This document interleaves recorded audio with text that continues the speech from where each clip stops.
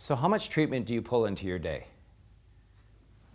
That is where you get over the tipping point. But to actually pull treatment into your day, you have to have maximum awareness of your schedule on board. You have to know that your assisting team can handle it. You have to have available operatories. But here's a really interesting thing. If you want to talk about giving a great patient experience by explaining to them what they need and then asking them, would you like me to do that now? Depending on what it is. Now that can go from something as small as a little repair, a little sealant, a little abfraction, right on up to having a 1-hour opening that just happened because Mary canceled because she has the flu, knowing that when you go in seamlessly, when you're looking and all of a sudden magically there's an hour's worth of dentistry to do on Peter. Well, how you present that's very important. You don't want to do this in terms of pushing the patient. You want to frame it in terms of this is a great benefit for you. Would you like to do it today instead of coming back? I think it's important for you to do this. Create the urgency, but do not create the push. That's a very interesting distinction. Pulling treatment in the day when you have multiple docs in an office, here's an interesting thing. Do you know what all of the docs that are on the same page are doing at any given time? This is where it gets magical.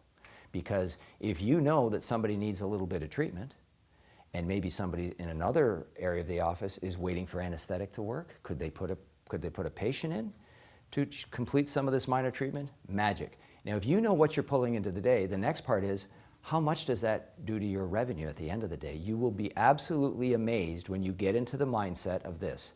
Just look after our patients. If they need something, why would you not be positioned to do it now? Now, we're talking two different ways. Obviously, if there is a schedule that is open, that's one thing, but also the schedule that most doctors would say, I am full and I am booked. Well, this is where you look at it and truly you're not. You could find in a very efficient office with a team that's prepared and ready for it. They want to do it, they understand the value to the patient, they're compensated really well for it, and you can have some fun with that as well when we talk about where you are and where you're making and some of the incentives you can apply to this kind of thing. But it all becomes a very fun, lighthearted thing, but really what it does is it allows you then to actually capture what's on board. Have to be prepared in your schedule, you have to know where you are at any given time, but that's where you really get over the tipping point. And really, I would say my experience is that 20% of the production that I have, I'm just throwing a number out, but I think it is that, maybe it's a little bit more, is from treatment I pull in. But I want to tell you something. My schedule is usually always booked.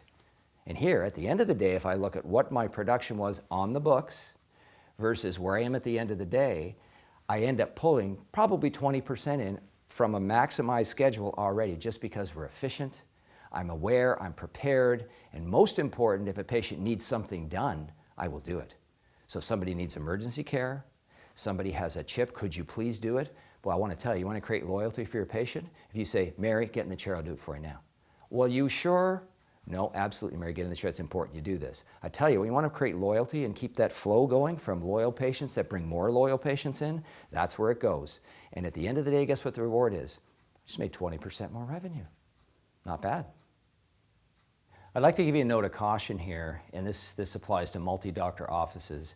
When you're pulling into the day, and especially when you're checking another doc's patient, a patient of record, be very careful not to throw the doc under the bus. Because when you're showing the patient what's required, just think of it through the patient's eyes.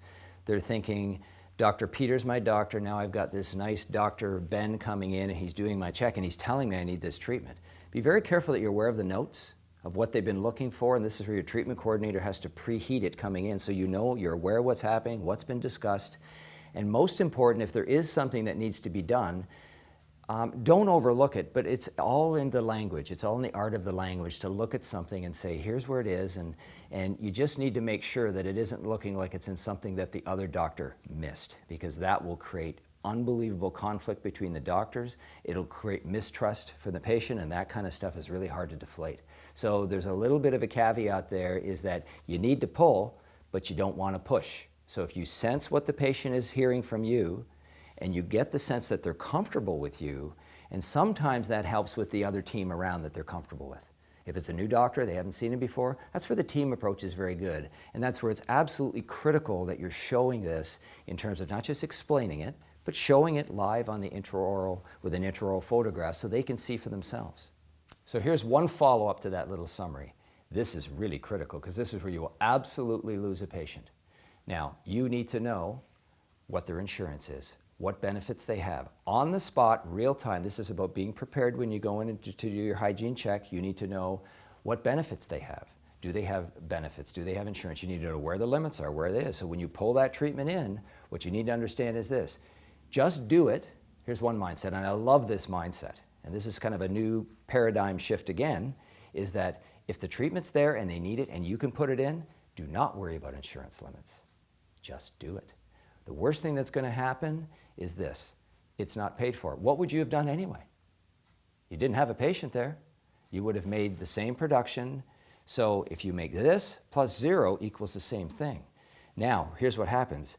You maximize it, and in most cases you can take whatever comes in, but do not bait and switch the patient and come after them for that insurance. That will absolutely kill your practice. That's the reputation to be you're money hungry. You're just driven by making money. I didn't have to have that done today. I wouldn't have had it done if I knew my insurance wouldn't cover it. Better still to say to somebody, Mary, let's get you in, let's do the work. We'll do what we can to maximize your insurance. If it doesn't cover it, don't worry about it. Do you know what that does for a patient?